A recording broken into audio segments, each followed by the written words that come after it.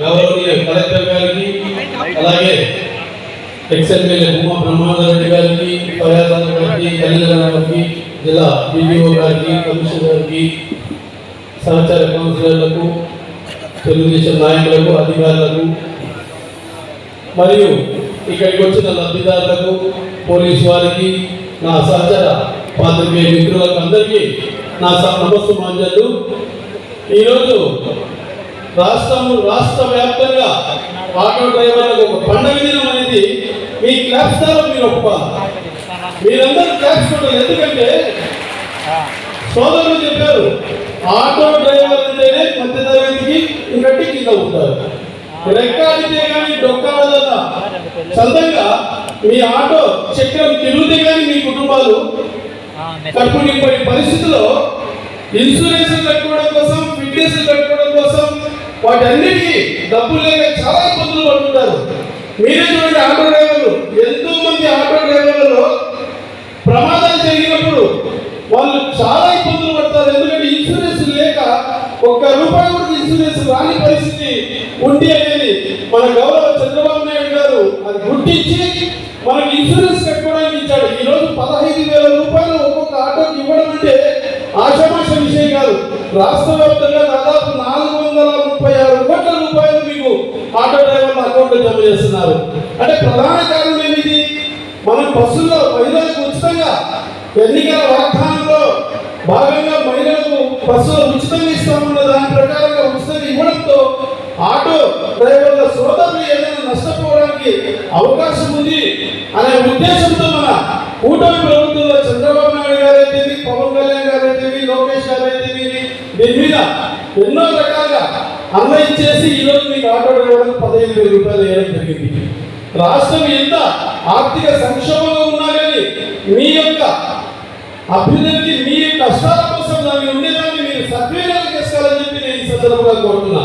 ఎందుకంటే ఈ 15,000 పన్నులకే ఫిట్నెస్ తీసుకోవడము, ఇన్సూరెన్స్ తీసుకోవడము, రిపేర్ ఖర్చు చేసుకోవాలని చెప్పి ఈ సందర్భంగా కోరుతున్నా. మన సోదరులు చెప్పారు, గత ప్రభుత్వంలో ₹10,000 ఇచ్చారు, ఈ ప్రభుత్వంలో ₹15,000 ఇచ్చారని. చాలా పొరపాటు సోదర. గత ప్రభుత్వంలో 5 సంవత్సరాలు కలిపి ఒక్కసారి ఇచ్చారు. 5 సంవత్సరాలు కలిపి ఒక్కసారి 10,000 ఇచ్చారు.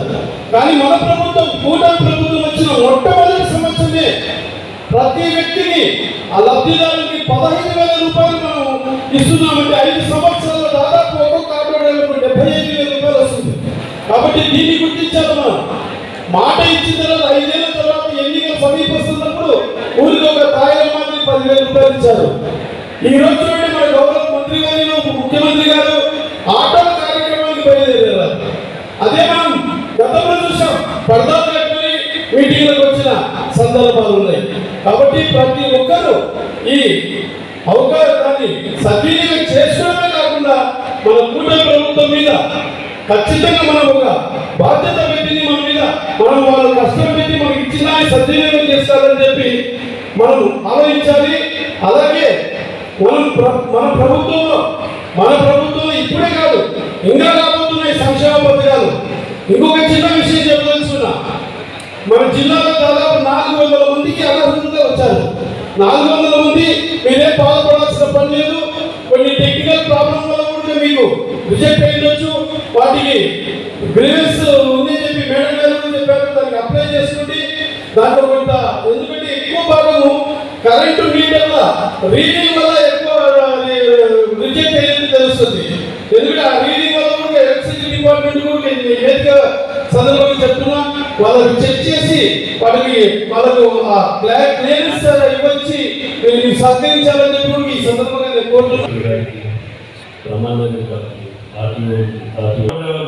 ఒక ఆటో డ్రైవర్ కనీసం ఒక నెలకి 15,000 నుంచి 20,000 సంపాదిస్తారు. కానీ వాళ్ళు సంపాదించే డబ్బులన్నీ ఈ ఫిట్నెస్ కోసమో, ఈ టైర్ రిపేర్ల కోసమో, దీనికోసమో వెళ్ళిపోతాయి. వాళ్ళకి ఈ 15,000 బాగా సపోర్ట్ ఉంటుంది. మీరందరూ సద్వినియోగం చేసుకోండి. నేను ఇంకోటి చూసాం, ఆటో డ్రైవర్ కూర్చొని వాళ్ళకి కూర్చొని బ్యాక్ పెయిన్ వస్తుంది, ఆ శాటిలా పెయిన్ వస్తుంటారు. వాళ్ళకు మన ఇన్సూరెన్స్ ఉందో లేదో నాకు తెలియదు, కానీ పర్సనల్ ఇన్సూరెన్స్ ఈ డబ్బులతో మీరు ఇన్సూరెన్స్ చేయండి, మీకే మీ ఫ్యామిలీ ఇన్సూరెన్స్ చేపిస్తే మీకే అది ఉపయోగపడుతుంది. మీ మీ అందరికీ ఈ ప్లస్ గవర్నమెంట్ తరఫున మనం చూసాం, తెలుగుదేశం గవర్నమెంట్ వచ్చిన తర్వాత మనం చూసాం ఈ స్కీమ్స్ అన్ని స్కీమ్స్, ఇంకా ఒక స్కీమ్ ఏదో మిగిలింది కానీ ఉన్న అన్ని స్కీమ్స్ని మేము ముందుకు తీసుకువెళ్ళాం. ఈ గవర్నమెంట్ ఆ స్కీమ్ని కూడా ఫ్యూచర్లో ఆ స్కీమ్ని కూడా ముందుకు తీసుకుపోతారని కోరుకుంటున్నాము, రిక్వెస్ట్ చేస్తున్నాము. నా ఈ అవకాశం ఇచ్చినందుకు ఆర్టీఓ గారిని, కమిషనర్ గారిని, కలెక్టర్ గారిని అందరికీ ధన్యవాదాలు. థ్యాంక్ యూ, నమస్కారం. ముఖ్య అతిథిగా వచ్చేసిన మన కలెక్టర్ మేడం గారికి, అలాగే మాజీ ఎమ్మెల్యే భూమా బ్రహ్మానందరెడ్డి గారికి, అలాగే మన తెలుగుదేశం నాయకులు ఎన్ఎండి ఫయాజ్ గారికి, అలాగే మన మున్సిపల్ కమిషనర్ గారికి, ఆర్టీఓ ఆఫీసర్ గారికి, కౌన్సిలర్స్, వేదిక మీద ఉన్న పెద్దలందరికీ, అలాగే ఈ ఆటో యజమానులు ఈరోజు ఏదైతే లబ్ధిదారులు వాళ్ళందరికీ, పత్రికా విలేకరులకు అందరికీ పేరు పేరున నమస్కారాలు. కూటమి ప్రభుత్వం వచ్చినాక మన రాష్ట్రము ఎంతో అభివృద్ధిలో తీసుకెళ్లాలని మన గౌరవ ముఖ్యమంత్రి వర్యులు చేస్తున్న ప్రయత్నాలు, అలాగే ఎన్నికల్లో ఇచ్చిన హామీలు ఒక్కొక్కటి నెరవేరుస్తూ ఈరోజు ఆటో డ్రైవర్లకు 15,000 రూపాయలు వేయడము చాలా గర్వదగ్గ విషయము. ఎందుకంటే ఏదైతే ఎన్నికల్లో కూటమి ప్రభుత్వము గౌరవ ముఖ్యమంత్రి వర్యులు శ్రీ నారా చంద్రబాబు నాయుడు గారు హామీలు ఇచ్చి ఒక్కొక్కటి నెరవేర్చుకుంటూ ఈరోజు పేదల కళ్ళల్లో ఆనందం వ్యక్తం చేస్తున్న వ్యక్తి మన ముఖ్యమంత్రి వర్యులు శ్రీ నారా చంద్రబాబు నాయుడు గారిని సందర్భంగా తెలియజేస్తున్నాను. అలాగే రాబోయే కాలంలో కూడా ఏదైతే హామీలు ఉన్నాయో అవి కూడా పూర్తి చేస్తారని ఈ సందర్భంగా తెలియజేసుకుంటున్నాను. అలాగే మన ఆటో డ్రైవర్లు ఈరోజు 15,000 రూపాయలు తీసుకొని సంతోషం వ్యక్తం చేస్తూ వాళ్ళు మాట్లాడుతుంటే ఎంతో ఆనందంగా ఉంది. అలాగే ఒక చిన్న సమస్య కూడా ఉంది కాబట్టి ఈరోజు మన మేడం గారు కూడా స్టేజ్ మీద ఉన్నారు కాబట్టి తెలియజేస్తున్నారు. ఆటో డ్రైవర్లు అందరికీ నంద్యాల పట్టణంలో నిలబెట్టడానికి ఒక ఆటో గ్యారేజ్ కూడా నంద్యాల టౌన్లో ఏర్పాటు చేస్తే మేడం గారు, ఎందుకంటే ఆటో సమస్యలు నంద్యాల ట్రాఫిక్ కూడా చాలా ఇబ్బందికరంగా ఉంది. మేడం గారు ఉన్నారు కాబట్టి కూడా మన మంత్రివర్యులు ఎన్ఎండి ఫారూక్ గారి దృష్టికి కూడా తీసుకెళ్లడం జరిగింది. మన మంత్రివర్యులు కూడా ఈ సమస్యను పరిష్కరిస్తారని, అలాగే మున్సిపల్ కమిషనర్ సార్ కూడా ఉన్నారు వేదిక మీద, కలెక్టర్ మేడం గారు ఉన్నారు, అలాగే మన నాయకులు భూమా బ్రహ్మానందరెడ్డి గారు ప్రయాణంగా ఉన్నారు. కాబట్టి ఆటో సమస్యలు కూడా నంద్యాలలో సమస్య తీర్చాలని సందర్భంగా తెలియజేసుకుంటూ నాకు ఈ అవకాశం ఇచ్చిన పెద్దలందరికీ ధన్యవాదాలు.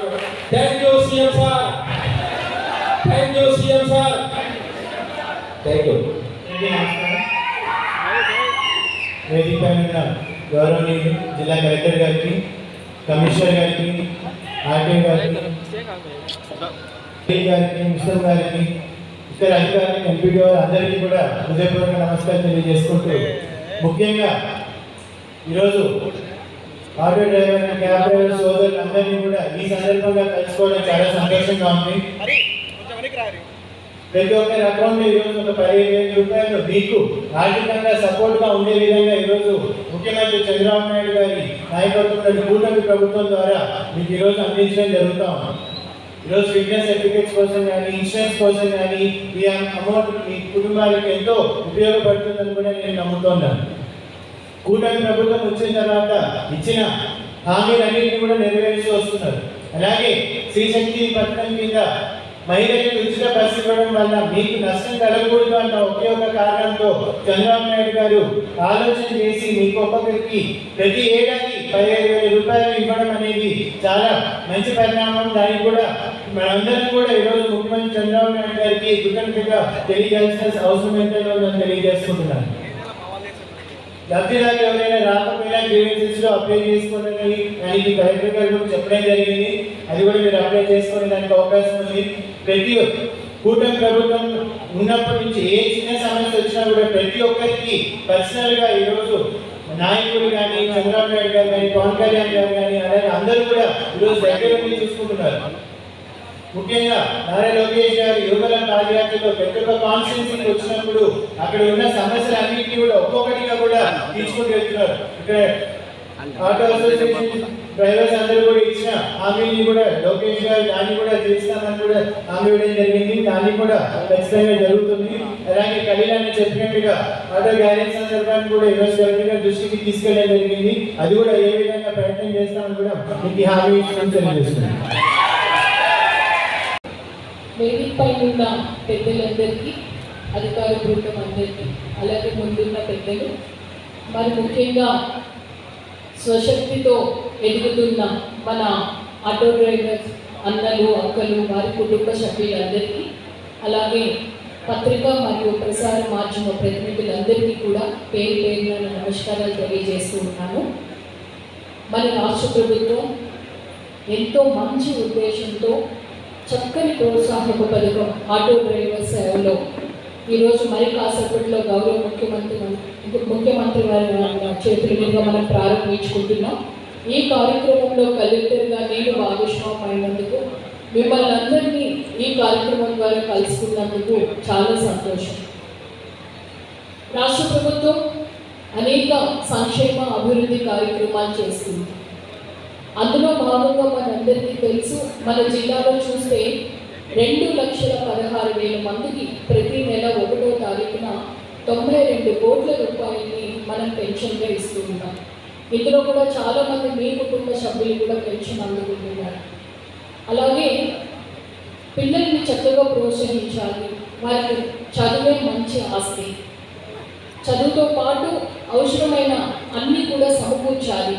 విద్యకు పెద్ద పీట వేయాలి అన్న ఉద్దేశంతో తల్లికి వందనం అన్న కార్యక్రమం ద్వారా ఎంతమంది పిల్లలు ఉన్నా కూడా అందరికీ కూడా మనం సపోర్ట్ అందించాం. ప్రతి తల్లి అకౌంట్లో కూడా ఒక్కొక్క విద్యార్థికి 15,000 రూపాయలు చొప్పున మనం సపోర్ట్ అందించాం. అలాగే చూస్తే యువత చదువుకున్న పిల్లలకి మంచి ఉద్యోగం చూపించాలి అని డిఎస్సి ద్వారా 16,000 పైన పోస్టులు తీసుకెళ్ళి ఒక్క మన ఉమ్మడి కర్నూలు, నంద్యాల జిల్లాకే 2,900 మంది టీచర్స్ భర్తీ అయ్యారు అంటే ఒక్కసారి ఆలోచించుకోండి. రాష్ట్ర ప్రభుత్వం ఎన్ని కుటుంబాల్లో ప్రభుత్వ ఉద్యోగాలు ఇచ్చి ఆ కుటుంబాన్ని ఆర్థికంగా, అంటే చదువుకున్న వాళ్ళకి ప్రోత్సాహంతో పాటు ఆర్థికంగా కూడా చదువుకున్న ప్రతి విద్యార్థి నిలదొక్కుకోవాలి అన్న మంచి ఆలోచనతో ఆ కార్యక్రమాన్ని మనం ప్రవేశపెట్టాం. అలాగే రైతన్నకి సపోర్ట్ ఇవ్వాలి అని పిఎం కిసాన్తో పాటు మనం కూడా 3 విడతలుగా రైతుకు పెట్టుబడి సహాయం అందించాలి అన్న ఉద్దేశంతో 20,000 రూపాయలు 3 దఫాలుగా వారి అకౌంట్లో మనం వేస్తున్నాం. అందులో రాష్ట్ర ప్రభుత్వం మొట్టమొదటి విడత పిఎం కిసాన్తో పాటు రాష్ట్రం యొక్క భాగంలో కూడా ప్రతి రైతు యొక్క అకౌంట్లో కూడా మనం ఇచ్చాం. ఇలా చూస్తే అనేక కార్యక్రమాలు మనం రాష్ట్ర ప్రభుత్వం ప్రజల యొక్క జీవన ప్రమాణాలు పెరగాలి, చక్కని జీవనోపాధులు మెరుగుపరుచుకోవాలి, ఉన్నతంగా జీవించాలి అన్న ఆలోచన రాష్ట్ర ప్రభుత్వానికి. కాబట్టి ఏ పథకం ప్రవేశపెట్టినా కూడా ఆ పథకం యొక్క విధి విధానాలను తెలుసుకొని లబ్ధి పొంది ఆ పథకం యొక్క లక్ష్యం ప్రభుత్వం ఏంటి అన్న విషయాన్ని తెలుసుకొని దాన్ని చక్కగా సద్వినియోగపరుచుకుంటే బాగుంటుంది అన్నది రాష్ట్ర ప్రభుత్వం యొక్క ఆలోచన.